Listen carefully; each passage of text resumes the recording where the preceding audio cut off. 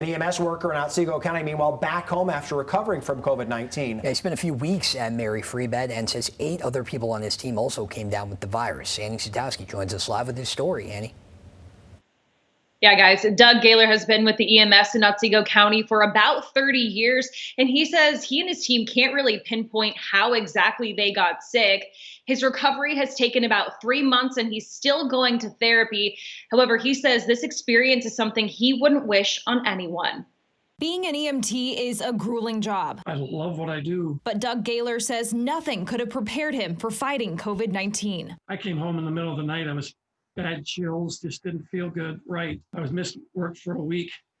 And then one early evening, I went into acute respiratory distress.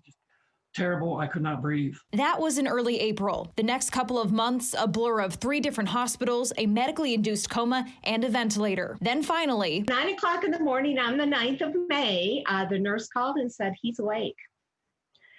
And I could not get to Traverse City fast enough. Doug's next step in recovery, an extra special transfer to Mary Free Bed in Grand Rapids. One of my crews was able to come over and take me down to Mary Free Bed. It's the place the Gaylors say gave Doug life during a time that could have been devastating. He was just extremely debilitated at that time. He had a non-functional swallow. He couldn't really walk, couldn't even really talk. Dr. Chris Ryzik, one of Doug's rehab physicians, says months of lying in a hospital bed had taken its toll. But Doug, ever the optimist, on the bright side, I did lose 60 pounds. was ready to get to work. His effort was just unbelievable. His attitude was so positive every single day. He had to relearn how to talk, walk, breathe, and even do basic tasks on his own. Because of their attitude, mine improved so much that I would push it harder and longer. You know, they'd want me to do so much of this. I'd do action. After 4 weeks with their Mary Free Bed family, it was time for the Gaylors to go home. A welcome fit for a hero, so loved by his community. We got about halfway up the street, and we had friends and people lined up, good friends. That's when I started crying.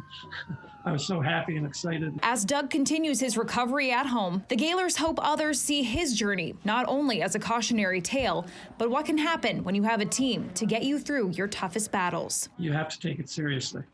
I'm proof of that. You have to wear a mask when you're out and about, wash your hands, and keep your distance. They care, and it does give me hope that we're going to be okay. Now, Doug is still doing therapy 3 hours a day, twice a week. He says he still has some issues with walking and balance, lung function, and some breathing. But overall, he's doing great. And he says, as you can imagine, if he could go back to work tomorrow, he definitely would. Of course, he thinks that that's going to still be a couple more months. But we are so happy for his recovery and wish him the best. Guys, back to you in studio. Indeed. Great story. Thank you.